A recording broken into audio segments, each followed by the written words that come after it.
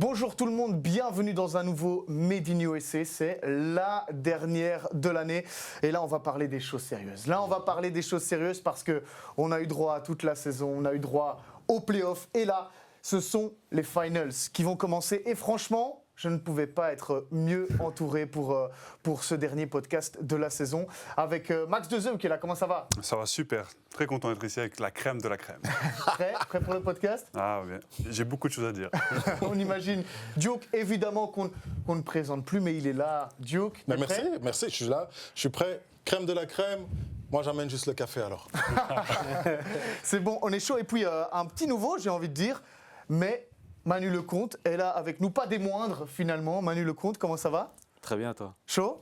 Très chaud, très chaud. Très bonne compagnie, donc super. Ouais, franchement, là, si on m'avait dit un jour que j'allais être avec ces anciens ou joueurs de basket, franchement, je suis ravi et honoré d'être avec vous, les gars. Mais Duke, je pense qu'on a une petite surprise quand même pour les fans parce que c'est la dernière de la saison. Donc on s'est dit, bon, allez, champagne. Champagne, c'est la dernière, voilà. Voilà, parce que bon, c'est la fête, on va assister à ces finales avec vous entre Golden State et Boston. Et pendant que Duke ouvre ce champagne, regardez, on ment pas, il n'y a pas du tout Pas d'effets spéciaux. de non-dit, d'effets spéciaux entre nous. Et tu vois que Il fait bien l'attention. On sent l'expérience là. comme un pro, en souplesse. Oh, que c'est joli. C'était aussi beau que le bruit d'un switch. C'est parce que c'est là. Écoute, je suis entouré de shooters là. Aïe, aïe, aïe, aïe, aïe, aïe. T'es Max. sûr qu'il n'y a que des shooters Avec grand Duke, ici plaisir. autour de la table? Il y a quelques vidéos qui circulent qui disent le contraire. Mais T'inquiète, Max. on reparlera de Paris plus tard. Parce que là, on va aller à San Francisco, on va aller à Boston. Mais avant, j'ai envie de revenir un peu sur ces playoffs. Et sans parler du Final Four, j'ai envie de vous demander votre bonne surprise. Et donc, j'ai envie de commencer avec le petit nouveau, avec Manu. Qu'est-ce qui t'a plu pendant ces playoffs?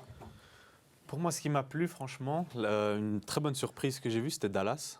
Je trouvais que... Sans parler du Final Four, hein. Donc, on reviendra sur le Final Four après. Donc, ouais. premier tour alors, ok. on Dallas se concentre. était dans les finales de conférence.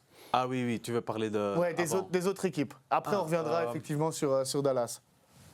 Bonne surprise. Mais on va te laisser réfléchir. Ouais, on va te laisse-moi laisser réfléchir et on va aller chez Merci. Max. Alors. Ben, c'est sûr que c'est difficile de ne pas mentionner les équipes qui ont été présentes dans le Final Four.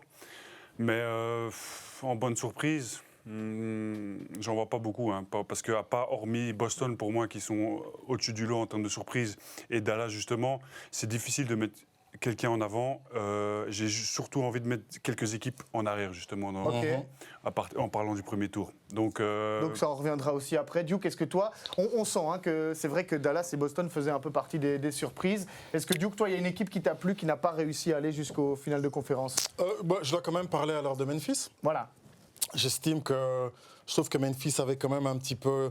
C'était rafraîchissant, c'était un vent frais qui arrivait en NBA. Tu avais un petit peu l'impression de voir cette équipe high school, tu vois, qui évolue au niveau des pros. Ils étaient tous ensemble, il y avait une bonne hype. Et puis aussi, derrière, tu avais quand même je veux dire, il y avait cet athléticisme qui était là. Ouais. Tu as vu quand Ja est tombé l'un dans l'autre, je trouvais qu'ils jouaient mieux. oui, c'est Tu vois. Mais comme en saison régulière, Ouais. parfois ils jouaient une mieux très belle équipe. sans Ja Morant. Vraiment. Très belle équipe. Donc, à voir maintenant ce qui va se passer ici à l'intersaison, comment ils vont revenir. Et juste un petit message quand même ici pour Ja, il faut qu'il fasse réellement attention parce qu'on a déjà vu des joueurs aussi athlétiques que lui avant, comment ils sont plantés. Je pense à Derrick Rose. On se rappelle tous Derrick Rose, son année MVP, comment il était impressionnant. Et puis regarde après, donc il va devoir un petit peu essayer d'adapter son style de jeu. Mais sinon, à part ça, si tu devais trouver une surprise, j'irais avec eux. Mais j'étais assez d'accord sur Memphis. Et justement, en parlant de petits joueurs athlétiques, Manu, est-ce que tu t'identifies un petit peu à ce genre de joueur comme Ja Morant? Non, parce que lui, c'est un autre niveau. Lui, c'est vraiment, en anglais, on dit above the rim. C'est vraiment, il est au-dessus de l'anneau. Et on voit qu'il a tout. Il a l'explosivité dans la course. Et en plus de ça, il a la vision qui va avec. Où je pense qu'il pourrait compenser. Justement, il va revenir de blessure. On verra comment il revient. Mais pour moi, c'est un joueur qui peut jouer pendant très très longtemps. Parce qu'il comprend vraiment très très bien le jeu. Mais c'est sûr que son athléticité, c'est un autre niveau. c'est pas seulement la vitesse, l'explosivité, mais c'est aussi le jump. Ouais. Il peut finir au-dessus de n'importe qui. Ouais, c'est sur les réseaux sociaux un des nouveaux joueurs qui fonctionne le mieux parce qu'à chaque fois, il va mettre des posters contre n'importe qui. Max, du coup, Memphis, plutôt d'accord si on devait... Plutôt d'accord, c'est vrai. C'est vrai. Maintenant, s'il n'y avait pas eu cette blessure de Ja, je pense qu'ils auraient peut-être été justement une surprise encore plus loin. C'est mais juste.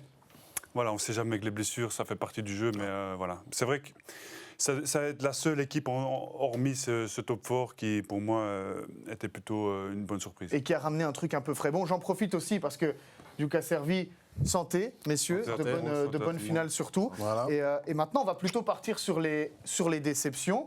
Et donc, Max, toi, tu disais, j'ai plutôt envie de mettre des équipes en arrière. Et qui, par exemple? Il y en a plusieurs. Hein. Si on commence à laisser Brooklyn se faire sweeper comme ça 4-0 en début de playoff, je trouve ça un peu honteux, notamment avec l'effectif qu'ils avaient. Et je pense que beaucoup de gens seront d'accord avec moi. Ouais. On a Philadelphie. Ok, ils sont tombés certes sur un gros morceau, mais j'en attendais quand même un peu mieux, un peu plus de résistance. Les blessures aussi. Hein. Et ma plus grosse déception, parce que tout le monde en parlait pendant la saison, c'est les Phoenix Suns. Parce qu'ils ont fait une saison phénoménale. Et ma déception, pour moi, c'est Chris Paul. Je sais que peu de gens seront d'accord avec moi, mais là, comme on dit en anglais, il a choke. Il a choke complètement. Big Je time. pense que dans la série contre Dallas, il n'était pas à son meilleur niveau. Et ça fait un peu partie de son histoire de joueur. Malheureusement, il n'a jamais réussi à aller... Et si Phoenix veut peut-être avancer un petit peu, pourquoi pas changer un peu d'air à ce niveau-là? Parce que pour moi, Chris Paul a été décevant. Dans quel domaine? Plutôt offensivement ou défensivement? Leadership de son équipe, d'emmener son équipe comme il a fait Un tout, en fait. Parce que ça, tu ne peux pas enlever à Chris Paul. Si Phoenix était là à cette heure-là, c'est parce que Chris Paul a été incroyable toute la saison. Mais s'ils ont été éliminés, c'est aussi à cause de lui pour moi. D'accord, messieurs, Manu? Ouais, je suis plutôt d'accord avec Max. Franchement, j'attendais beaucoup plus des Suns, surtout comment ils ont fini. C'était vraiment décevant, surtout que franchement, pendant la saison, moi, en tant que petit meneur, Chris Paul, voilà, c'est un modèle, mais de toute façon, modèle ou pas, ça restera un des plus grands meneurs de l'histoire de la NBA. Ouais. Et c'est sûr qu'on attendait plus. Donc voilà, franchement, c'est une déception aussi. Tu sais, moi, alors pour souligner ça, j'ai juste une ligne de stats qui était sortie. Je ne sais pas si les gens les avaient attrapés. Il y a un joueur qui a marqué plus de points que Devin Booker, qui a fait plus d'assists que Chris Paul, qui a pris plus de rebonds. On le connaît tous. OK. On le connaît tous. Et qui a fait Ayton. plus d'interceptions Ah ouais. que le deuxième meilleur défenseur de l'année, Luka Doncic. Donc là, à ce niveau-là, je suis tout à fait d'accord avec toi quand tu parles du leadership, du manque de leadership. Mais de l'autre côté, ici, il faut pouvoir assumer. Et je vais juste revenir. Vous vous rappelez, il y avait une fameuse séquence, c'était un match en début de saison où les Suns jouaient au Staples Center, qui n'est plus le Staples Center, désolé. Mais ils jouaient face aux Lakers et à un moment, ils étaient en train de trasher LeBron. Et LeBron était assis sur le banc en train de dire « You gotta stay humble Même si on parlera peut-être de ça après.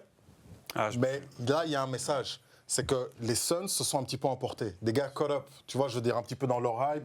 On est premier de la ligue, on va aller défendre notre titre. L'Ouest, c'est à nous. Tu prends pas tes adversaires au sérieux et voilà ce qui Et il se parlait passe. un peu trop. Et Luka l'a dit hein, en sortant d'un match. Il dit ouais, il parle beaucoup parce qu'ils ont gagné un match. Et puis finalement, comme tu dis, Luka, il leur a un petit peu montré. Mais t'imagines Ouais. Je veux dire, Ah, il est t'es au-dessus de tous les meilleurs joueurs. Non, comment tu fais ça? Bah, on disait que Ja Morant est above the rim, lui il est above the rest. Il est clairement au-dessus. Mais on reviendra hein, sur Luka Doncic. Mais donc la déception de ces playoffs, pour tout le monde, ce serait les Suns ou les Nets? Si on devait choisir une déception.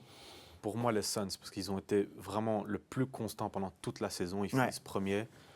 Et ils avaient un peu ce statut de underdog avant la saison, mais qu'ils ont perdu quand tu rentres en playoff. Ils étaient quasiment favoris en fait. Oui, tu viens, t'es favori, c'est un autre statut. Et tout le monde t'attend. Ouais. C'est beaucoup plus compliqué. Et on sait que les playoffs, les défenses sont beaucoup plus élevées, le scouting report est beaucoup plus élevé. Donc, c'est pas la même chose que la saison. D'accord. Il n'y a rien à rajouter. Il n'y a rien à rajouter. Là, il a tué. Si tu veux rajouter quelque chose encore, c'est que Chris Paul était mieux entouré dans son équipe que Luka l'était avec les Dallas Mavericks. Et c'est quelque chose que j'ai envie de dire encore après, quand on va parler plus tard de l'intersaison, c'est que ces Dallas, c'est un potentiel énorme. Voilà, c'est tout ce que j'ai envie de dire. Parfait. Et on rappellera pour les Nets aussi que leurs deux anciennes équipes, à Kyrie et à Kevin Durant, se retrouvent où? en finals, tout simplement, les Warriors contre les Celtics. Donc finalement, ils ont bien fait d'aller à Brooklyn pour aller en vacances un petit peu plus tôt. On va aller assez vite, je voulais parler de Jokic, mais on va aller assez vite vers les finales de conférence parce que je sens, messieurs, que vous avez beaucoup de choses à dire. Et donc, votre bonne surprise de la conférence Ouest, on sent qu'il y a eu un petit kiff là, une petite saveur pour Dallas. Ouais. En tout cas, moi, j'étais surpris quand même par rapport à la saison, Ouais. où ils font quand même une bonne saison. Ils finissent 4e ou 5e de la conférence Ouest. Donc c'est bien, mais franchement, en playoff, ils ont passé un pas. Et pas seulement... Lucas a été exceptionnel, mais aussi des joueurs comme Jalen Brunson et Dinwiddie. Des joueurs qui, vraiment, Brunson, pour commencer, il a montré que c'était vraiment presque calibre All-Star dans ces séries. C'est vrai. Et Dinwiddie, qui fait même des matchs à 30 points en 25 minutes, ils apportent énormément de valeur. Et on a vu que vraiment Dallas, c'est pas seulement que Luka, comme avant, mais c'est vraiment là où ils sont vraiment en train de se montrer en tant qu'équipe. Comment est-ce qu'on analyse un joueur quand on a été professionnel comme vous, un joueur comme Luka? Comment est-ce qu'on peut défendre sur Doncic? C'est difficile parce que, d'après moi, il a une réponse à tout, à toutes les défenses, parce qu'il a cette culture basket à l'Europe de l'Est. Il a aussi cette culture du Real Madrid où il a appris énormément aux côtés des meilleurs joueurs européens de l'époque, en Euroleague justement. Et donc, il a la clé sur toutes les défenses qu'on va lui imposer. Et ça s'est encore vu. Et il faut rappeler son âge. Je veux dire, je ne sais pas si ça ne vous fait pas peur, mais à son âge, normalement, les joueurs sortent d'université et arrivent en NBA Ouais, et ne sont pas forcément prêts. Le gamin, pardon, enfin, je peux me permettre, j'ai 35 ans maintenant. C'est ton petit. Il est ici et il marche sur la ligue. Et si on peut lui apporter quelqu'un, et c'est pour ça que je m'emballe un petit peu parce que je vois le potentiel de cette équipe. Je vois que c'est bien coaché par Jason Kidd qui a fait vraiment énormément de progrès. Et je vois que cette équipe peut aller loin. Je veux dire, ok, finale de conférence, mais on peut peut-être parler de finals dans les prochaines saisons s'ils maintiennent un petit peu cette organisation-là et qu'ils ne se perdent pas en chemin. Moi, il y a deux choses alors sur lesquelles je voudrais revenir. C'est, tu faisais allusion aux joueurs. Pour moi, celui qui a le plus prouvé ici avec Dallas, c'est Jason Kidd. Parce que franchement, en toute transparence... Il a mis sa fierté de côté. Ouais, Aussi. parce que j'avais des doutes en termes de J. Kidd, en termes de coach. Parce que tu te dis quand même, attends, t'as Luka, t'as une équipe pareille, parce que le potentiel de cette équipe, on le voyait. Mais ils ont déçu en saison régulière, donc tu te dis, comment Jay? Et là... Est-ce que c'est lui? Parce que c'est pas lui. On va quand même lui donner ça parce que défensivement, ils se sont bien adaptés sur les 3 dernières rencontres face aux Suns. Donc là, je pense que c'est vraiment chapeau bas ici pour Kidd. Mais pour moi, pour que Dallas passe sur le prochain step, je vais responsabiliser Luka. Et en fait, Luka doit revenir dans une meilleure forme. Ce que je ne vois pas encore avec Luka, je ne vois pas encore ce corps NBA. Tu vois, il est MVP sans... Oui, mais c'est différent. C'est différent dans le sens pas où la même position. Tu as quand même 2m18, tu arrives à bouger les choses comme ça. Donc voilà, Luka, tu regardes. S'il arrive, il cut un petit peu tout ça. Parce que c'est ce que tu vois. Et c'est là que je fais directement la transition avec Boston. Regarde Jason Tatum. Les gens ont tendance à oublier. Saison régulière, playoff, Jeux Olympiques, saison régulière. Et il est en finale maintenant. Tout ce temps, il est resté au même niveau. Le niveau de jeu de Jason Tatum. Et vous savez, il a même élevé. Donc vous qui êtes encore joueur actif, vous savez la difficulté de rester, pas un mois, mais tu restes pendant presque 2 ans, tu joues 1 jour sur 2 et tu restes à ce niveau-là. Et ça, c'est physiquement. Et je pense que si Luka arrive un petit peu à avoir ce corps NBA, scary. Là, c'est vrai que ça va faire peur. Mais alors, qu'est-ce qu'il a manqué? Mais on va d'abord rester sur le cas. J'avais une petite question. Si les Belges jouent contre la Slovénie, qui est-ce qu'on envoie sur Luka pour défendre? Max. Non. Il va lui dire, t'es mon petit. On envoie Jean-Marc Mouema ou Rétine au Baswan. Ok, donc 2 joueurs qui ont physiquement, il y aura du... l'agressivité défensive pour y aller. J'ai envie de te dire, si tu regardes ce qui a été fait, et comment Golden State aussi l'a eu, le gros truc avec lui, c'est que tu dois pouvoir essayer de switcher. Donc d'abord lui envoyer 2 joueurs et puis créer des switches. Si tu joues sur one-on-one, tu vas te faire exploser avec lui. Parce que sa taille, il va au-dessus de la majorité des gens. Sa force, il peut passer les gars. Et il a ce premier step-là qui... l'air de rien... Alors qu'il n'est pas petit, hein. C'est ça qui est. C'est ça qu'il faut. Bon, et du coup, qu'est-ce qu'il a manqué finalement à Dallas? Parce qu'il y a eu ce départ de Porzingis, tout le monde se disait pourquoi est-ce qu'on ramène Dinwiddie ici avec Bertens? Finalement, on voit que c'est plutôt une réussite. Qu'est-ce qui manque à Dallas? Est-ce que c'est encore de la taille? Est-ce que c'est de la défense? Est-ce que c'est du shoot? Qui a envie d'y aller? Max? Allez, très bonne question. Je pense qu'il faudrait un lieutenant, mais vraiment... Ok, Porzingis, on pouvait le qualifier de lieutenant, mais pour moi, ça ne matchait pas. Je ne sais pas pourquoi. Je n'ai pas réponse à ça, mais il faudrait un lieutenant à l'intérieur qui puisse apporter, pas la Jokic évidemment, mais de ce gabarit-là, pour permettre à cette équipe de gagner en dangerosité, en fait. Ouais. Parce que je trouve que les role-players d'Inwiddie, comme on l'a mentionné, a mis 30 points à un moment donné, mais ce n'est pas constant. On a des joueurs qui sortent des matchs à 20 points, mais ce n'est pas constant. Il leur faudrait un deuxième joueur, un lieutenant qui puisse apporter ses 20-25 points de moyenne sur la saison et en play-off. Pour moi, c'est ce que je pense qu'il leur a manqué. D'accord avec Max? Tout à fait d'accord avec lui. Quand tu regardes la plupart des équipes, maintenant, les équipes en finals, Boston, Golden State, mais aussi les autres, c'est pas que une superstar. Il y en a toujours deux, il y en a toujours trois. Et c'est comme Max utilisait les termes maintenant, je suis tout à fait d'accord avec lui, que selon moi, ils ont des très bons role players qui vraiment ont step up durant ces playoffs. Et c'est bon à savoir, mais il faut quelque chose de beaucoup plus constant où il peut en fait retirer un peu l'attention sur Luka et enlever un peu plus la pression dans le jeu. C'est ça. Moi, je veux vous dire ce qui manque. C'est pas ce qui manque, c'est qui il manque. Rudy Gobert. Ouais, on en a parlé de cette rumeur. Parce que imagine, le gros problème de Luka, en fait, là où tout le monde s'enjaille sur Luka, c'est qu'offensivement, il est un mastermind. Mais defensively, hey, moi, je peux encore marquer sur Luka. Tu vois ce que je veux dire? Ouais, c'est vrai Habillé comme je suis, je pourrais encore aller lui faire un ou deux moves. Mais après, il va m'exploser. Et donc, maintenant, si tu as un Rudy derrière, qui peut jouer très haut aussi, tu vois, même quand tu veux essayer de créer donc, ces écrans, qui peut faire un edge assez haut, qui défensivement peut revenir, peut protéger cette raquette, ça va te faire du bien. Surtout Rudy, il peut te mettre un 18-20 sans pour autant demander 20 shots. Ouais. Tu vois ce que je veux dire? Et tu as ce rebondeur qui peut commencer aussi à faire ses screens, pop, screen, roll, à la différence d'un Porzingis. Parce que Porzingis, c'était intéressant offensivement, mais défensivement, was nowhere to be found. Donc moi, je pense que et en plus, Dallas, on connaît l'agent de Rudy Gobert, Bouna Ndiaye, qui a des très bonnes relations avec Dallas. S'ils arrivent à mettre ce move-là, je pense que ce Dallas-là peut faire peur. Plutôt d'accord, hein. Mais du coup, tu auras un petit peu moins de scoring. Ouais, c'est ça. Mais que là, pour en l'instant, termes par d'équipe, Luka, il y a tu quand gagnes un joueur d'équipe. Hein. Tu gagnes un joueur d'équipe qui veut gagner et qui, on l'a vu, il s'est d'ailleurs frictionné plusieurs fois avec Donovan Mitchell. Ouais. Donc, tu auras quelqu'un qui aura mis de gagnant et je pense que ça peut fonctionner en effet. Mais non, il faut voir si c'est faisable. Hein. Bon, et de l'autre côté, du coup, de ces finales de conférence, on verra évidemment ce qui se passe à l'intersaison ou plus tard avec Dallas.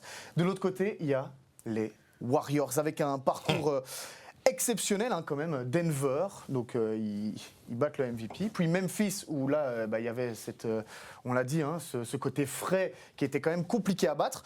Ensuite, Dallas avec Doncic. Bon, 4-1, donc finalement, c'était pas très compliqué.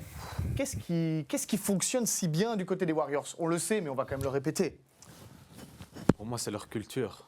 Cette culture Bravo, qui a déjà commencé depuis tout le début avec Steph et Clay. Ouais. Ensemble, on voit que ces deux joueurs, naturellement, ils s'entendent très très bien ensemble. Ils savent jouer ensemble. Ouais. Ils ont eu plusieurs coachs avant ça, notamment Mark Jackson qui a vraiment mis quelque chose déjà de très solide. Et puis Steve Kerr. Et c'est bien de le rappeler d'ailleurs, je trouve. Parce qu'on parle Ouais, beaucoup de on oublie Steve Kerr tout le beaucoup, temps, mais il a fait énormément avant Steve Kerr. Et puis Steve Kerr a été vraiment très intelligent, n'a pas voulu tout changer, mais juste améliorer un peu le système.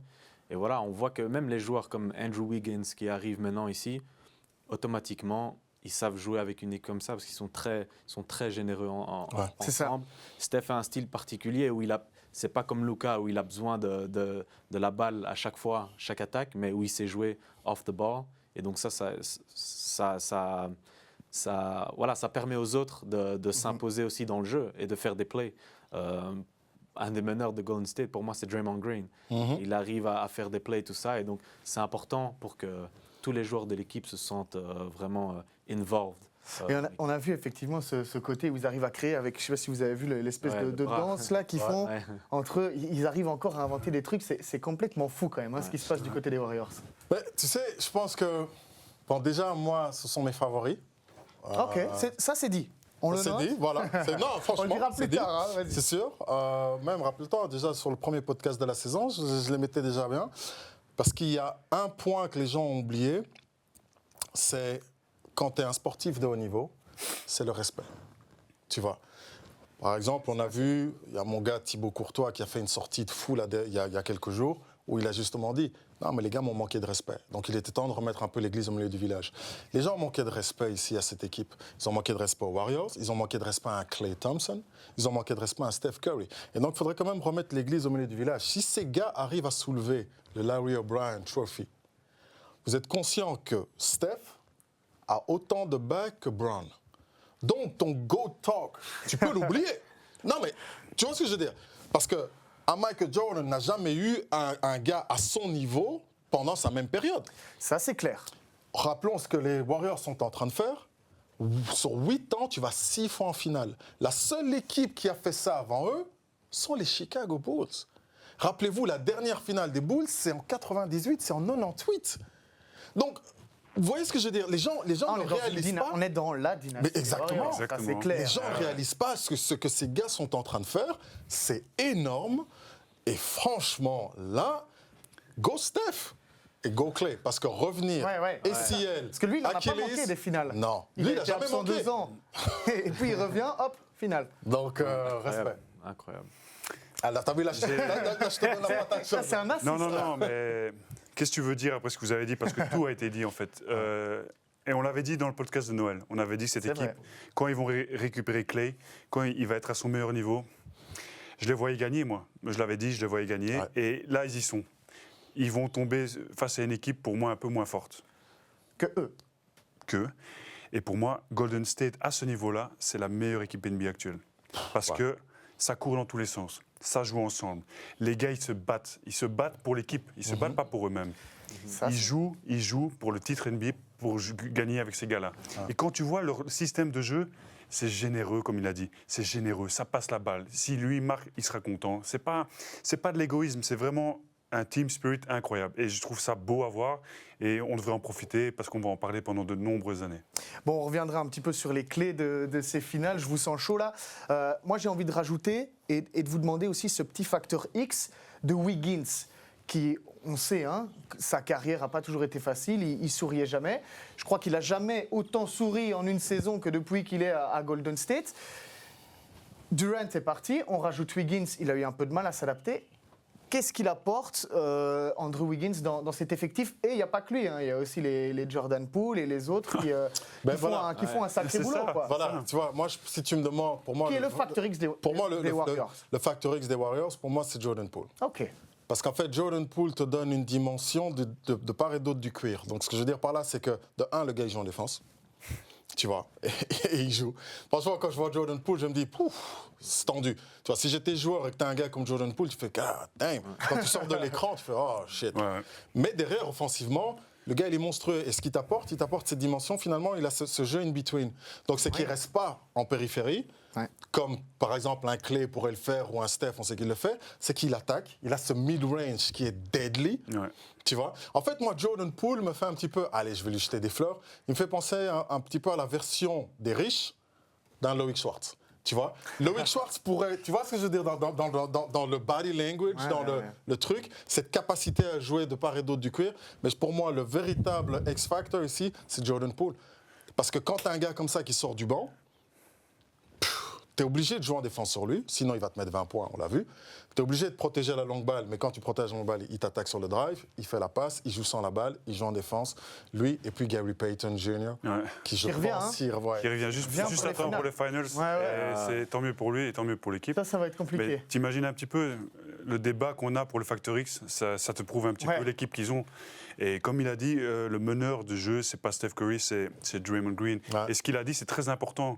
Et c'est très difficile à défendre sur un poste 4 un poste 3/4/5, on ne sait même pas quelle Ouais, position il il a. peut jouer partout. Il a une position à la Draymond Green, parce que ça va être comme ça dans le futur. C'est atypique et c'est une des clés de la réussite de cette dynastie californienne, pour moi. Donc, Poole, plutôt Green, Poole. Poole aussi. Non, Ok. je suis plutôt d'accord sur Poole. Oui, hein. oui, Non, non, mais je vois, mais mais il y a vraiment cet effet. mais Draymond Wiggins Green, peut rentrer dans le débat aussi, parce que Et puis le poster qu'il a mis sur Luka, quand même. mais je pense c'est- que Luka a encore un peu mal Ouais, à ouais. la mâchoire. Et effectivement, les Warriors, c'est vrai qu'ils respectent aussi les autres équipes et c'est ça qui est beau à voir. Bon, on en reparlera encore un petit peu de Golden State quand on abordera la finale NBA. Là, on va plutôt partir de l'autre côté du pays, donc à l'Est. On rappelle évidemment le Heat contre Boston. On a eu 3-4 premiers matchs. On se disait, oulala, qu'est-ce qui se passe? D'abord, Boston gagne de 20 points, le Heat gagne Ouais. de 20 points. Et c'était que des blowouts. Finalement, on a eu les 2-3 derniers matchs qui étaient plutôt serrés. Qu'est-ce que vous avez bien aimé dans cette finale de conférence, Duke? Le coaching staff. J'allais te le dire. Les changements apportés. Ils ont tué. Ouais. Les changements apportés, les petites modifications qui changent totalement la physionomie d'un match. Et bravo, bravo. On est sur la même longueur d'onde. Ouais, Incroyable. vraiment. Il y a une connexion là. je peux te dire. et là, Manu avait la même chose. Brillant. Certains. Non, parce que c'est impressionnant quand tu te dis qu'une équipe gagne de 20, puis perd de 20, puis tu te dis mais qu'est-ce qui se passe? Et puis alors ils arrivent à trouver les bons ingrédients pour... Et il faut rappeler que cette série se joue sur un panier. Hein. Elle se joue sur un panier. Ouais. Hein. Donc c'est incroyable. Et je trouve que les deux coachs...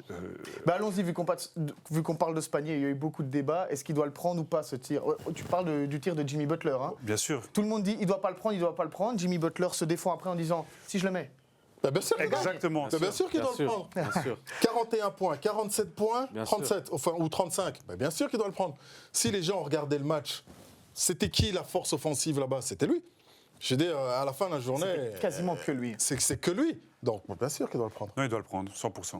Et il ne doit pas regretter. 100% d'accord. Ouais, donc c'est amusant quand même parce que vous voyez les anciens joueurs, il y a beaucoup de gens sur les réseaux sociaux qui se disent il doit jamais le prendre parce qu'ils sont un petit peu déçus que le Heat Ben, gagne. bien sûr, oui. Et pourtant vous êtes tous d'accord, il doit le prendre parce que si elle est dedans, comme on disait avant l'émission, on commence déjà à construire sa statue. Hein. Ben, c'est sûr. Si moi je suis son coéquipier, ben, je lui fais la passe. Même si j'ai confiance chaud. dans mon shot, ben, je lui fais la passe. Ouais. Je veux dire, c'est ton leader. C'est le ton go-to boss, guy. À deux c'est points ton ou pas go-to. C'est le go-to guy à ce Est-ce qu'il moment-là. doit aller à 2 points parce qu'il égalise à 2 points? Il peut, mais le geste est noble. Mais oui. Il le met. Ouais. En plus, C'est- avec voilà. la situation, on voit il prend le rebond, il avance en contre-attaque. On voit Al Horford, Ouais. qui est très gros défenseur, Ouais. mais qui Qui lui laisse backpedal, l'espace qui revient à fond. qui revient en arrière et il a de l'espace pour shotter. Et avec la série qu'il fait, il doit le prendre. Ouais. Donc on est plutôt On est d'accord. tous d'accord. Et ceux qui disent que c'était une mauvaise décision, c'est parce qu'ils ont vu le résultat. Ouais. Ils n'ont pas compris à ce moment-là que ce shot, il devait le prendre. Et d'ailleurs, quand il le prend, je suis sûr que tout le monde dit il est dedans. Et ok, ça sort. Malheureusement pour lui, ça fera partie un petit peu d'une chose négative de sa carrière parce qu'on connaît le compétiteur. Mais voilà, il devait le prendre à 100%. Bah, dites-nous dans les commentaires, si vous regardez la vidéo sur YouTube, est-ce qu'il doit le prendre ou pas? Comme ça, on voit un petit peu les réactions de chacun. Qu'est-ce qu'il a manqué finalement au Heat? Qu'est-ce qu'il a manqué à Miami? Est-ce que Jimmy Butler était trop seul? Je peux enchaîner. plaisir. Les blessures. Quand le meilleur sixième homme de la saison se blesse et il joue que 7 minutes dans le Game 7, ça devient compliqué. Lowry, hamstrings, il n'est pas à 100%. On sait tous que quand tu as une blessure de ce type-là, tu n'accélères pas de la même manière, tu ne peux pas utiliser les écrans de la même manière. Quand tu cours, c'est un petit peu sur la défensive, donc c'est très compliqué, les blessures du côté de Miami. Et surtout, aussi une très bonne équipe de Boston en face. Ouais, d'accord. 100% raison d'accord avec Max sur les blessures, c'est hyper important. Mais aussi, comme il a dit à la fin, il faut donner du crédit à Boston. Ouais. Leur défense est incroyable. Franchement, c'est sans hésitation la meilleure défense de la NBA. Ils ont la taille, ils peuvent switcher sur tout. En plus, ils matchaient très très bien avec Miami et ils matchent aussi bien avec Golden State. Donc franchement, ça a été très difficile. On a vu Bam Adebayo, Il a eu up du and mal. down, Hein. Bah, Ouais, up il a and eu- down. il a eu Il un a peu fait de mal, quelques un peu gros de mal. matchs, mais on a vu qu'il a aussi eu du mal. Mais ça, c'est la très grosse défense de Boston. Ouais. Donc, Tout à fait. Et moi, là-dessus, j'ai envie de le souligner. Je me rappelle, il y a une séquence. Bam à la balle, il est au poste bas.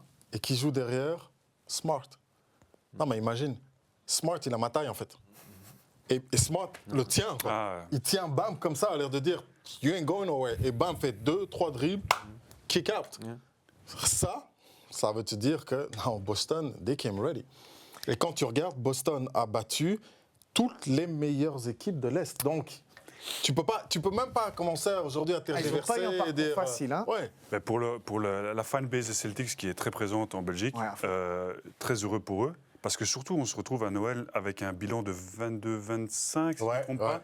Et on se dit, on fait le match ensemble contre cette équipe de Boston, il y a quelque chose qui ne va pas. Puis ça trade Schroeder, ça part. Ouais. Et Lui, il a tout perdu, lui, Schroeder. sur 2 ans, clair. sur 2 ans. Ça, Et là, ils sont montés en puissance. Et je trouve que le coaching, pour un sans expérience au final, c'est un rookie. sa première saison, arrivé en finals, et comme il a dit, éliminer les meilleures équipes de l'Est. Ouais. Pas à pas, pam, pam, pam, et arrivé en finals. Chapeau, parce que moi, personnellement, je ne vais pas vous mentir, je ne les voyais pas là. Sûr. Et 2 Game 7, hein, les gars. Ouais. Et 2 Game pas 7. facile, contre des équipes pas faciles. Même T'as les champions en titre. on a l'impression que c'était facile de battre les Nets. Pas du tout. Non. C'est juste ils étaient trop forts. Mais on va parler de Boston. Et justement, on va écouter un ancien joueur qui, je pense, s'y connaît un petit peu. Je fais un petit signe à la régie pour qu'ils envoient la première vidéo. Donc d'un ancien joueur que vous allez reconnaître assez rapidement des Celtics qui nous parle de cette défense de Boston. C'est parti. Yeah, absolutely. I think it's their time, man. I mean, I looked at them last night, and their defense is phenomenal. They have the best defense in the NBA past the All-Star break. I believe they got the best playoff defense, and sometimes when they're not making shots, the defense have been consistent with their leader, Marcus Smart, being Defensive Player of the Year. When you look at it, the last time we had a Defensive Player of the Year, which was Kevin Garnett, that was the same year the Celtics won the championship. So I believe that they have a great opportunity. Bon, comme je vous disais, il sait de quoi il parle, Paul Pierce, avec Kevin Garnett, qui donc avait été défenseur de l'année en 2008, l'année où ils ont remporté ce trophée. On se rappelle de cette phrase de Kevin Garnett, rien n'est impossible. Donc la défense de Boston, c'était la clé de cette série et peut-être de la suite. Ouais, pour moi, en playoff, la défense est toujours la clé, en général. Si tu vas aller loin en playoff, tu dois avoir une défense solide. Et là, ils ont la meilleure défense, vraiment, de la NBA. Après, j'ai encore mes doutes sur Boston, la façon dont ils finissent les matchs aussi. On peut le voir dans le dernier match où ils étaient à plus 13 ou 15. Ouais, c'est vrai. Et à la fin, ils reviennent comme ça. Et ce n'est pas la première fois. Et je trouve qu'ils sont aussi, Boston, ils sont très très bons à l'extérieur, mais pas aussi bons à la maison. Et donc je trouve que ça c'est un problème parce que home court advantage c'est hyper important, surtout quand tu vas jouer contre une équipe à Golden State où c'est très difficile d'aller gagner à San Francisco. Donc voilà. Mais c'est Golden State qui a le home court, non? Sur Golden State qui a le home court. Ouais. Donc c'est bien pour eux, du coup. Ils jouent mieux à l'extérieur. Ils vont devoir quand même au TD Garden assurer face à Golden State. C'est vrai que normalement au TD Garden, on s'attend à ce qu'il y ait ce rôle de 6e homme qui n'a pas toujours été dans le sens de Boston. Donc, Maintenant, il ne faut pas oublier, comme on dit dans le jargon en anglais, c'est « basketball is a game of runs ». Donc en d'autres mots, le basket, c'est un sport de... Comment tu vas? J'ai envie de faire mon Van Damme, désolé. De momentum. Mais de momentum, voilà. Ouais. Mais quelle est la meilleure équipe momentum de ces 20 dernières années? C'est les Warriors. ouais, Golden State. Je veux dire, les gars t'allument un match en 3-4 minutes. Donc, le problème, c'est que tu peux pas te permettre de faire comme Miami, comme Milwaukee. Et en fait, le seul point commun que tu as avec toutes les équipes que Boston a battues à l'Est, mais qui, bien sûr, tergiverse et vraiment va aux antipodes avec Golden State, c'est que ce sont toutes des équipes qui étaient réellement focus offensivement sur une, voire deux options. Brooklyn Nets, balle à KD, make something happen, ça va pas, tu donnes à Kyrie. Switch, ils sont grillés. Milwaukee, Middleton n'est pas là, c'est tout, c'est Giannis, bah ok, t'as compris. Avec donc, Middleton, c'est pas la même histoire. donc voilà, switch, même chose, tu bloques. T'arrives ici, Miami, on est en plein dedans. Miami, à la fin de la journée, les meilleurs matchs de Miami, c'est quand Butler joue bien. Le problème qu'il y a quand t'arrives, maintenant déjà tu traverses le pays, tu vas à San Francisco. First, Cisco, Cisco, c'est Cisco. Tu vas arriver là-bas, attention. Hein, je dis ça, mais je dis rien. Ok. Et puis quand tu es là, tu vas te retrouver avec des gars qui... Steph peut te mettre 40 points in a heartbeat. Ah ouais. Clay peut t'en mettre 30 in a heartbeat. Jordan Poole peut t'allumer. Tous peuvent t'allumer. Qu'est-ce que tu fais? Tu vois, je veux dire, tu n'as pas cette... Et c'est là la force de Steve Kerr, ce qu'il a réussi à faire à travers les années. Cette expérience, Phil Jackson, Popovich et même avant, Lute Olson, qui était son coach à Arizona, may he rest in peace. Les 3 coachs que lui a eus font qu'aujourd'hui, tu as une équipe c'est un monstre à 4 têtes. Ouais. Ouais, Et va défendre ça. Et c'est la façon aussi dont Golden State score Ouais. qui est pour moi différente de Brooklyn, Milwaukee et même Miami, où, comme tu l'as très bien dit, Jimmy, ISO, Giannis, OK, ISO, drive, Ouais. et Brooklyn, encore pire, ISO, Ouais, KD. Et après, c'est OK. Donc, et là, pour moi, Golden State, il joue différemment. Comme je l'ai dit avant, Steph, il est encore meilleur off the ball. C'est fou. C'est- Imagine, Catch quoi. and shoot, c'est le meilleur catch and shoot, le meilleur joueur en catch and shoot de l'histoire probablement. Clay, c'est la même chose.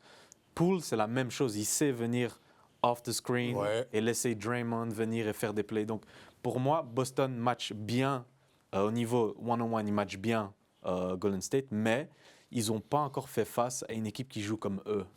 Donc, Court c'est ça dans le tous problème. les sens, ça court. Ouais, ça Et court d'ailleurs, moi, je partout. pense que je ne ferai pas entraînement tactique. Moi, j'irai sur une piste, je les fais courir. Tu fais ça, lui? Ça va courir tout le match. Ça va courir tout le match. Si c'est pas l'un, c'est l'autre. Et c'est 4 joueurs comme ça qui vont courir après les écrans. Et puis, tu as des. Ce serait pas Moi, mal. c'est un joueur que j'adore, Looney. Il fait Looney. son boulot, le gars. Il est là. Et c'est pourquoi il est là. Connais ton rôle, comme Ouais. disait Eh ben, un certain Rodman. exactement. Et c'est pour ça que ça fait partie d'une dynastie. C'est des joueurs qui sont là pour gagner. Et je pense que. Maintenant, pour les fans de Boston, parce qu'il y a quand même des choses intéressantes. Et vous savez que pour moi, Purple and Gold, c'est difficile de parler de Boston.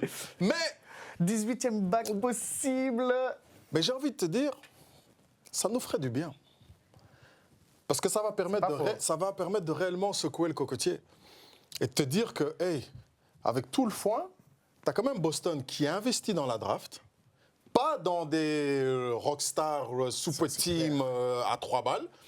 On a investi dans la draft, on a investi dans le temps et surtout on a investi dans le coach. Qui fait qu'aujourd'hui, tout se met bien et ils ont la possibilité d'aller soulever cette 18e. Comment est-ce qu'ils vont pouvoir la soulever? C'est simple. On sait que Golden State, le plus gros problème, c'est les paires de balles. Dans le style de jeu qu'ils ont, Ouais. ce qui est logique, C'est vrai. le style de jeu qu'ils ont, c'est bam, bam, bam, toujours faire circuler la balle. Parfois, il suffit que tu as une off-night ou Ouais. 2. Ouais, c'est clair. Ça peut être problématique. Si Boston arrive à capitaliser, parce que l'un dans l'autre, Golden State, au niveau des paires de balles, ils concèdent 16 points par match. 16 points par match. Donc, Énorme. vous savez comme moi qu'en finale, vous qui jouez à des hauts niveaux encore maintenant, beaucoup de différence. 16 points, ça change tout. Énorme. Donc, si maintenant Boston arrive à bien se concentrer, être haut sur les lignes de passe, anticiper, convertir ses paires de balles, parce que tu sais que Golden State va la perdre, tu vas déjà avec un avantage plus 16, sur lequel Golden State doit commencer à courir derrière. Maintenant, vous savez comme moi que plus 16, avec Golden State, C'est 3 attaques. c'est tout. Parce que voilà, les gars te font des paniers à 4 points. Vas-y, Max, tu voulais rajouter quelque chose? Non, mais il y a du positif pour Boston. Attention, c'est pas Ouais. énormément positif, mais pas seulement pour maintenant. Je pense pour le futur aussi. Ouais, c'est Mais très jeune aussi, hein. si on est rationnel, et je m'excuse pour la fanbase des Celtics, je pense sincèrement qu'il n'y a pas vraiment de photo sur le vainqueur de ces finals. Et j'espère me tromper, en fait, pour le spectateur neutre, pour le spectateur du basket en général. J'espère me tromper. Mais en termes d'expérience, de qualité, voilà. Ouais. Ben, on va revenir un peu sur vos pronostics à chacun juste après, mais justement là vous parliez de cette défense de Boston et de ces runs, de ces momentum. On va réécouter Paul Pierce qui nous parle justement de Boston, de la défense de Boston contre cette attaque de Golden State, et vous allez voir, il est plutôt d'accord avec vous, c'est assez intéressant. On l'écoute tout de suite. when I look at the Boston defense, you got to look at the versatility of the guys. And we're a lot taller, athletic. When you look at Brown, one of the great defensive players, Tatum has stepped up as a defensive player, and we already know what Marcus Smart does. Al Horford, Robert Williams, these guys are no slouch, and that's why they're one of the great defensive teams in this league. And I truly believe that if it is a Golden State matchup, with the versatility we bring on defense, with the switching that we do, because we switch more than anybody in the league, but we have multiple guys that can defend multiple positions. It'll be interesting because you look at other teams around the league, how they defend Golden State, and Golden State has been, having their way versus these teams, knocking down threes and really blowing teams out the building. But I think with the way our versatility is on deep, we match up very well with them. Donc voilà pour Paul Pierce qui parle un petit peu justement de cette polyvalence. Mais lui, il se dit justement un peu... C'est un supporter numéro 1. Ah bien sûr, mais on va parler de ces lunettes de soleil à l'intérieur là. Non, mais je sais pas, vous me dites. Moi j'ai déjà chaud ici comme ça, mais lui il est là, lunettes de soleil. C'était le matin pour tout le monde, je tiens à préciser. Non mais ce qu'il dit, c'est la polyvalence des défenseurs des Celtics. Non, il a raison. Que ce soit Brown, Tatum, Smart, Al Horford, Robert Williams, tous les Celtics, finalement, ils peuvent peut-être défendre sur ces shooters. Et j'ai envie de rajouter une petite stat. Vous savez que Boston, c'est la seule équipe en NBA qui a un bilan positif contre Steve Kerr. Donc ça, est-ce que finalement, ça ne change pas un petit peu la donne où on se dit, OK, Golden State est favori, mais est-ce que Boston, c'est ça ma question, n'est pas la seule équipe qui peut défendre sur les Warriors? Non. Parce que tu ne défends pas sur les Warriors. Les Warriors se limitent, en fait. C'est ça que... OK, hein, hey, the truth, j'ai pas sa carrière.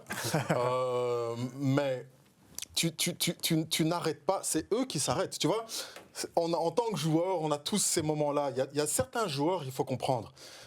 C'est comme moi, je me rappelle, en Belgique, quand je jouais ici, il y a 2 joueurs, et vous allez comprendre pourquoi je dis ça. Il y a 2 joueurs qui...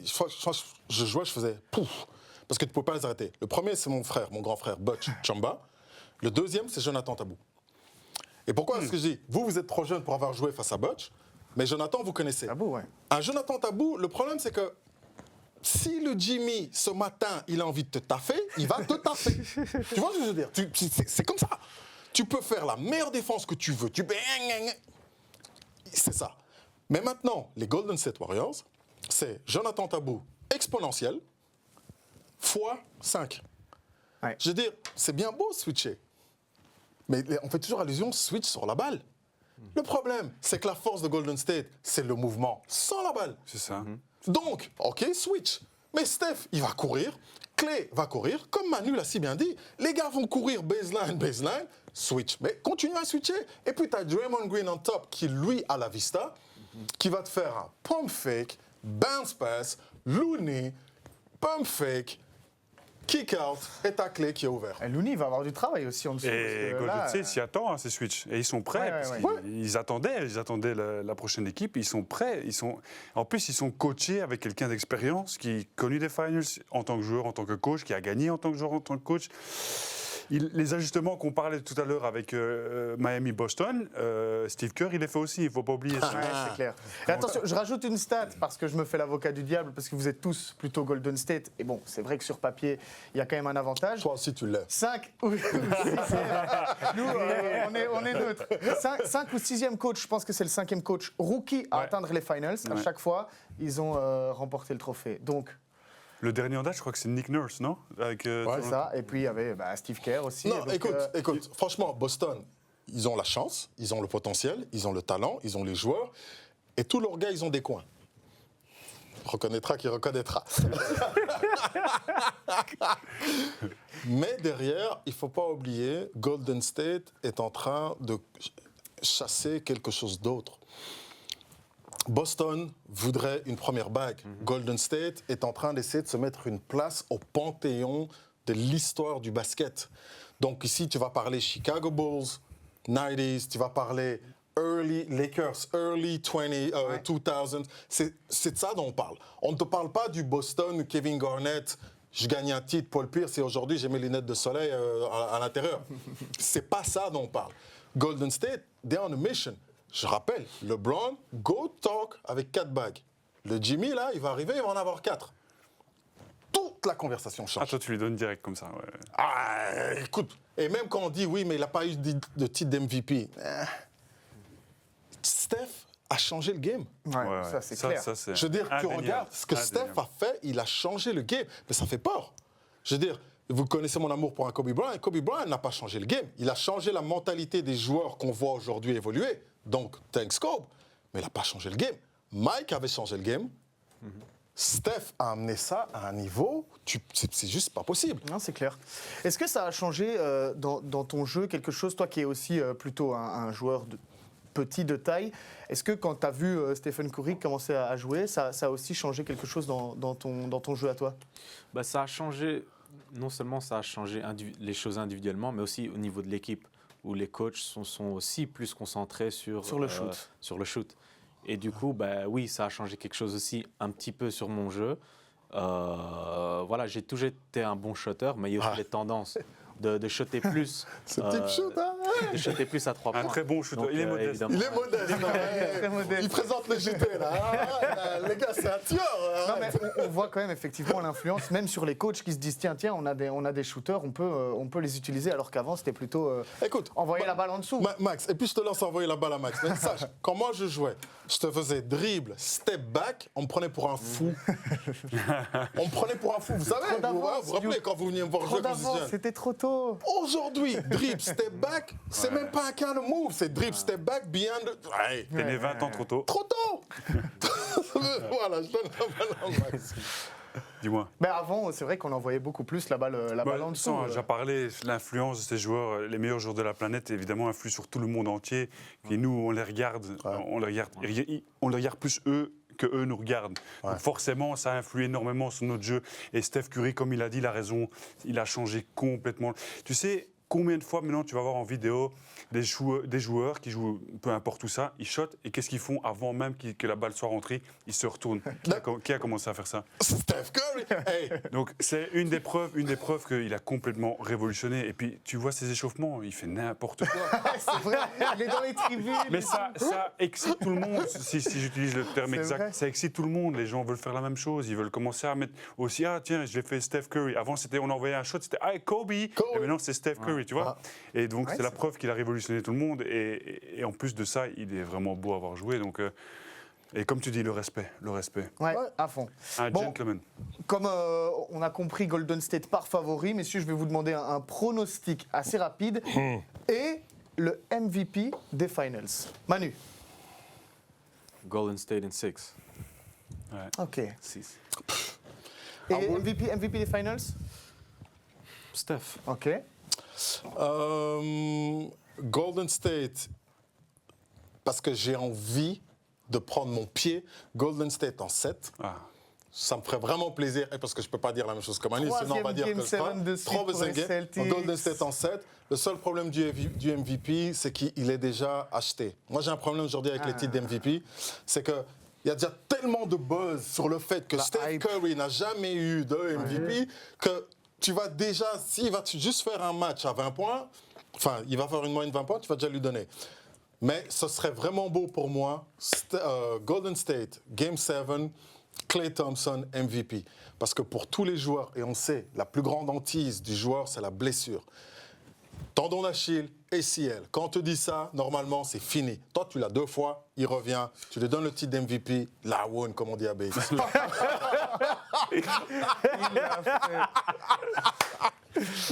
Aïe, aïe, aïe.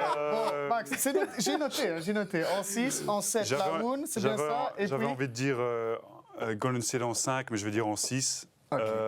Et je vais mettre le MVP à Steph, même si tu marques un point en disant que c'est. On veut lui donner absolument. Mais ce sera pour lui. pas de Tatum, donc, avec cet hommage à Kobe oui, Bryant. c'était obligatoire, Et Max c'était qui a fait la même C'était aujourd'hui. Quel va être le facteur X, encore une fois, très vite, de ces NBA Finals? Marcus Là où Smart. ça peut jouer. Marcus Smart.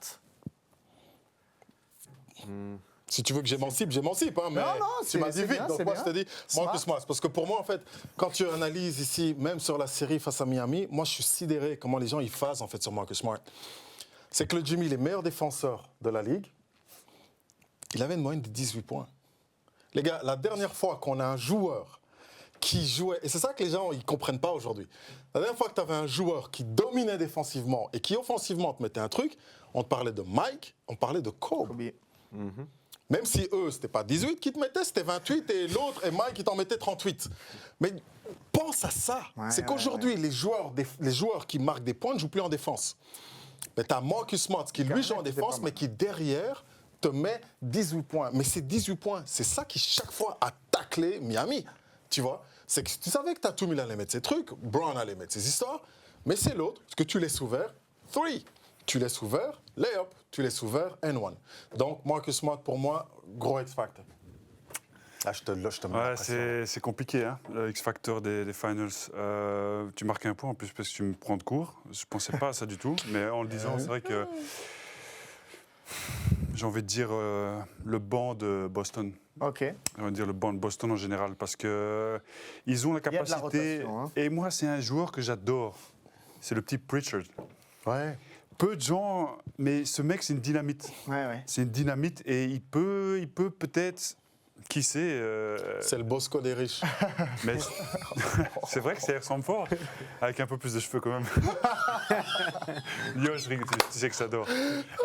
Mais le banc, parce que s'ils veulent réellement avoir une chance, pour contrecarrer nos pronostics, ils auront besoin d'un banc phénoménal. Ok, Manu? Franchement, je suis tout à fait d'accord avec ce qu'ils ont dit. Moi c'est plus, comme on a dit, Jordan Poole. Ok. Vraiment, c'est un joueur à 3 dimensions. Il n'y a pas trop de pression sur ses épaules. Il peut jeter à 3 points, mid-range, il peut attaquer l'anneau. Et pour justement relâcher la pression sur Steph et Clay. Ouais. Et franchement, il va être super important. Il y a de la pression sur eux. C'est un excellent joueur, il l'a déjà montré. Et on va voir. C'est ses Parce premiers que- finals, il est encore jeune. Donc on va voir. Et last but not least, parce que tu en as parlé, alors fort. Mais Je voulais justement revenir rebondir dessus. là-dessus, je suis désolé. J'allais le souligner. Parce qu'en fait, Première quand tu analyses, apparition en Ouais. finale NBA pour Après lui. combien de matchs de cette playoff carrière, Plus de 120 matchs de playoff. 140, Voilà. je crois, quelque C'est chose comme énorme. ça. Sa réaction après le Game 7, quand il s'effondre au sol, en tant que compétiteur, tu sais tous les sacrifices que tu fais pour en arriver là. Ouais. Et je trouve ça génial. Parce Chapeau. que moi même- j'avais adoré sa sortie face à Milwaukee. Quand il avait dit, il parlait à ses coéquipiers dans le vestiaire, il avait dit, regardez, après le Game 7, personne n'a cru en nous, regardez, on l'a fait. Et pourquoi est-ce que j'aime bien ici à Ford, c'est qu'en fait, quand tu regardes, lui et Draymond Green, c'est top. Parce que souvent, Draymond Green joue face à des gars plus grands, donc il peut les prendre off the bounce. Draymond ne pourra pas le prendre off the bounce. Il peut jouer très haut. Il peut sag-off parce que Draymond, ce n'est pas un grand shooter. exact. Donc, ça veut dire qu'Al Horford pourra être sur les aides, ne fût-ce que help and recover. Mais on sait que cette fraction de seconde, défensivement, avec des joueurs aussi athlétiques que Tatum et Jalen Brown et Marcus Smart, et c'est comment s'appelle l'autre, là, leur big man, là, Williams. Robert Avec- Williams. Oh, mais ce Jimmy, il est magnifique. Lui, il faut qu'il le Alors signe. attention, il faut qu'il soit fit, hein, lui, parce qu'il a, il a eu des petits soucis. Parce que mais quand tu as vu les 2-3 sorties face à Il est Miami, monstrueux, il est monstrueux. L'adrénaline des finals, il ne faut pas oublier l'adrénaline. Hein. Ben, ouais, c'est ça. Ça joue Quand, beaucoup. quand il était sur le terrain, Adebayo tournait à 8 points de moyenne, alors qu'il avait fait des matchs à 30 points. Donc c'est la preuve que Robert Williams, c'est quand même quelqu'un. Et alors Ford, sa série contre les Bucks, elle était incroyable. Bon, je profite quand même qu'on a des S'il te plaît. joueurs et des anciens joueurs des Lions avec nous sur ce plateau, parce qu'il y a quand même un Euro qui arrive avec le Monténégro qui a remplacé la Russie. On va avoir pas mal de gros adversaires. C'est quoi les ambitions pour la Belgique qui, je trouve, ces dernières années, aussi a step up et commence à regarder les autres dans les yeux? Sans améliorer, hein. Ouais. Je te laisse commencer, Max. Ben écoute, il faudrait déjà voir l'effectif qu'on aura disponible. Parce Ouais. que si on a un effectif complet avec tous les joueurs qui sont en train de montrer de très belles choses en Europe, j'ai pas envie de citer de nom parce que voilà, on a un effectif, c'est un peu la famille qu'on a, donc ça sert à rien de. Mais tous les joueurs qui sont en train d'évoluer à l'étranger évoluent à un très très haut niveau. Les joueurs, ils sont à l'heure où on est en train de parler ici à la TV à Bruxelles. C'est pas ils très sont médiatisé toujours- en Belgique, hein, malgré tout. Ouais, mais bon, voilà, il y a du très très haut Il y a- niveau. il faut le pour les savoir. Lions, Je pense que les gens qui connaissent le basket le savent. Ouais, et c'est ils clair. sont, pendant que, comme je disais, qu'on est ici à Bruxelles en train d'enregistrer un podcast, eux, ils sont encore en train de jouer en play-off. Voilà. Et si on a tout le monde à disponibilité, On peut espérer aller le plus loin possible, évidemment, parce qu'il faut quand même rester réaliste par rapport à des grosses nations comme la France, l'Espagne, que ce soit l'Italie ou le reste. Enfin, tout le monde les connaît, les grosses nations. Il faudra voir leurs effectifs aussi à eux, hein, parce qu'il y a les joueurs NBA qui ne vont pas forcément venir à l'Euro. C'est pour ça que je dis que si nous, notre noyau est au complet, on a l'expérience, on a ce côté familial, on a ce côté frère, fraternité entre nous. Ouais. On a un très bon coach, très bon coach, et tous ensemble, je pense que on a la possibilité de sortir de ce groupe et puis de voir. Parce qu'au final, ça se joue, des tournois comme ça se jouent sur des détails et ça se joue sur une fraîcheur, puis des joueurs qui explosent un petit peu, plein de facteurs X. Un momentum. Voilà, exactement. Et avec le groupe qu'on a, moi j'ai beaucoup de confiance avec ce groupe-là. Manu ? Alors, Max l'a très bien dit, je pense que notre force est vraiment... on est une famille, on est vraiment un groupe très très soudé et on a un excellent coach aussi. Qui est vraiment en grande partie dû au fait qu'on est vraiment bien soudés entre nous. Et effectivement aussi,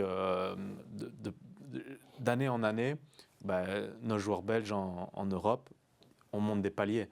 Et cette année, comme Max l'a dit, il y en a encore beaucoup qui jouent en play-off dans des très grosses ligues en Europe. Donc ça c'est positif. Et ça va se jouer sur des détails. Ça va se jouer sur un match. On a un groupe difficile, mais bon, voilà, c'est le championnat d'Europe, rien n'est facile. Et je pense qu'on a les cartes en main pour faire la surprise. Tu sais, moi, ce que j'ai envie de dire là-dessus, c'est que, et je sais que les gars, ça va probablement vous toucher, parce que vous me connaissez surtout en aparté, mais on est finalement arrivé sur cette generation of change. Et pour moi, ça a été très dur, tu vois. Mais quand je vois les gars ici, ils sont bien dans leur tête, ce sont des gars bien. Et tu peux pas leur donner tu faut arrêter de leur manquer de respect. C'est pas parce que tu as des gars incompétents qui gèrent des ligues ou des fédérations. Non, mais il faut dire les choses comme ça. C'est pas parce que c'est pas parce que tu as ça que, je veux dire, pendant trop longtemps, on a eu des générations qu'on a tuées. Ouais. Tu vois. Et ici, finalement, ils ont un coach qui a conscience de leurs valeurs. Parce que ce type-là, il pèse. Ce type-là, il pèse. Tu vois ce que je veux dire? Et tu peux continuer avec l'équipe qu'ils ont. Cette équipe, franchement, elle est magique. Donc là, tu n'as pas un coach qui, lui, est pris dans son ego et qui veut ouvrir. Tu as une ouverture. Et surtout, eux, le fait qu'ils évoluent tous à l'étranger, tu ne peux plus revenir et sell them some bullshit. Tu ne peux plus commencer à leur dire... Ils vont dire, mais c'est pas comme ça. Et ça, et je pense que c'est vraiment tout le bonheur que je vous souhaite pour le game, parce que vous savez à quel point moi j'aime le game, mais ça doit être cette génération de changement.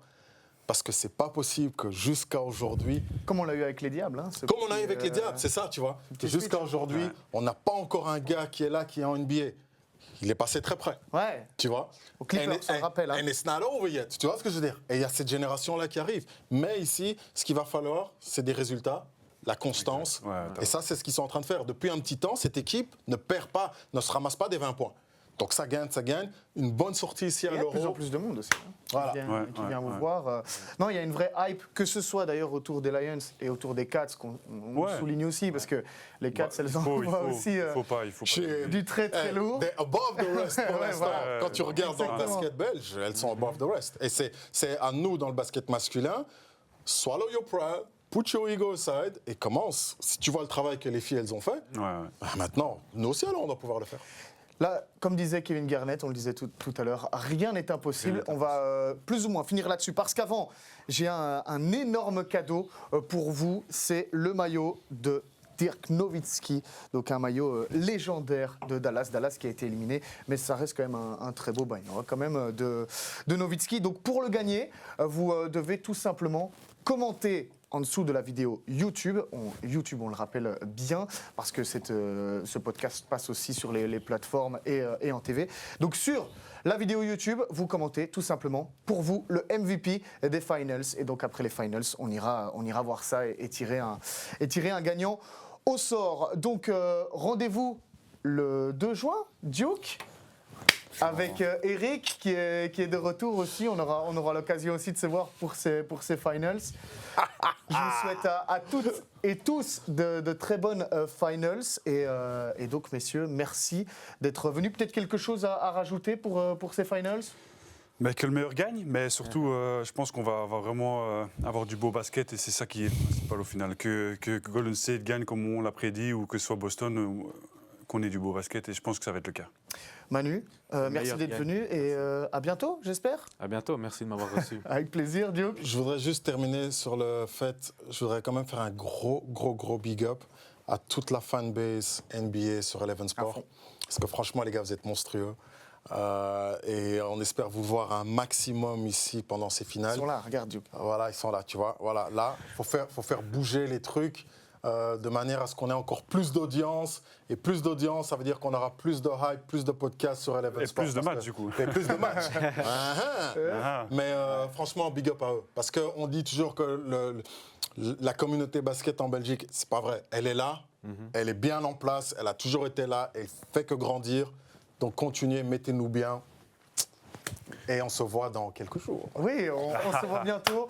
Merci vraiment à vous qui nous suivez. Merci à vous les gars d'être venus. Franchement, c'était un vrai plaisir.